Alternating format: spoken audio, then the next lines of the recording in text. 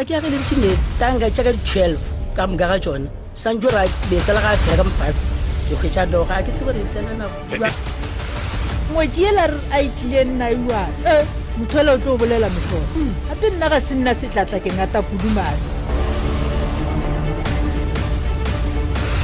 maloba ke nyakile topolaya ke re ke ja poison ke fa le bana baka dingwetsi di swanetse go tseba gore bommatswale ke bomma go bona wena ke nyaka o babele ke bophelo nna ke le lekosti mamagago o re o nyaka wena o babelo ke bophelo ke bereka bongaka ke sa nyefole tumelo ye nngwe goba ke sa nyefole dipereko tša batho ba bangwe kudu ge re eta letlhakoreng la dikalafi tša setšo godimo ga motho